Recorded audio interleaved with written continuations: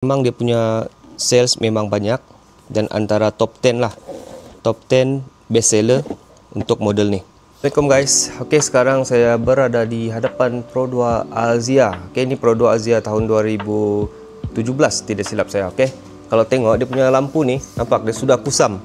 Okey, jadi kita akan tukar Android player 4GB RAM dan 64 ROM daripada SP Audio USA.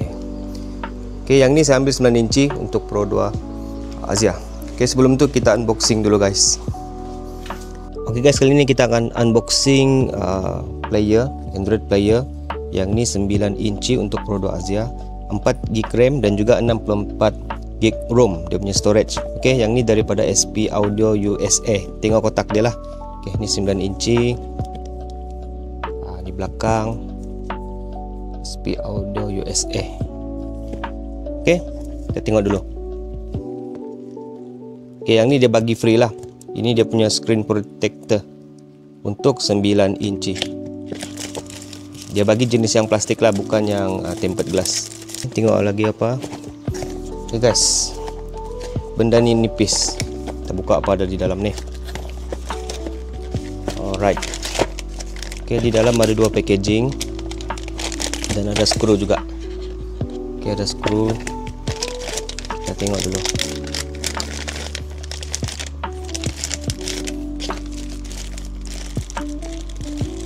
Okey, ini kamera belakang. Yang ni pun dia punya free gift juga. Okey, set kamera belakang.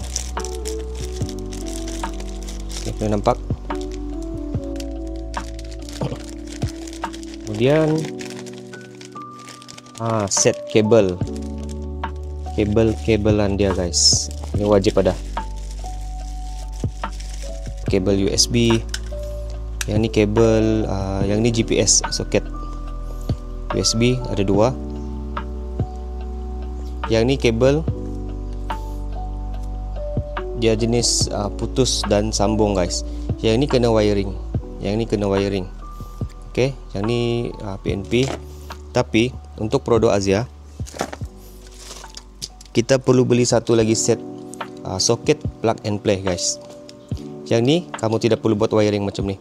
Sebab yang ni dia bagi open lah, kamu boleh wiring di mana-mana jenis kereta. Tapi kalau kamu beli soket PNP, tinggal pasang saja guys. Untuk model Pro 2 Alzia ni. Okey, sebab saya beli soket ni sekali dengan dia punya casing. Okey, nampak casing dia memang cantik. Yang ni finishing UV black ataupun glossy black. Kalau saya akan cari casing yang warna hitam lah, yang UV black ataupun glossy black macam ni. Sebab dia memang nice, berkilat lah. Yang ni wajib tukar juga. Dan dia punya size Android player 9 inci. Okey, nanti kita pasang ni. Alright. Ya, ini dia punya Android player. Nampak di sini SP, bawah ni lambang alien. Okey, 9 inci, belakang dia macam ni lah. Yang ni jenis ni tidak kipas, tidak cooler fan, tapi dia ada ventilation dia lah. Soket dia sama juga macam Android yang lain. Ada soket Android. Yang ni dia punya aksesori lah, GPS, antena.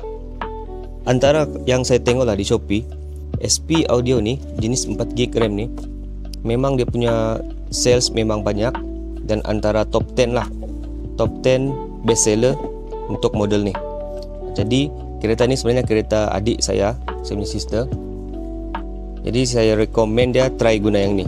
Jadi sekarang kita mau try dulu pasang di Alzia ni macam mana dia punya performance. Okey, kalau kamu mau tengok dia punya link, saya sudah tag link produk di bawah, kamu tengok. Okey, item nombor 1. Okey, lepas ni kita akan pasang di Pro 2 Alzia. So yang tengah menonton, pastikan korang like video ni dan jangan lupa subscribe juga channel saya. Okey, tunggu next video kita buat pemasangan.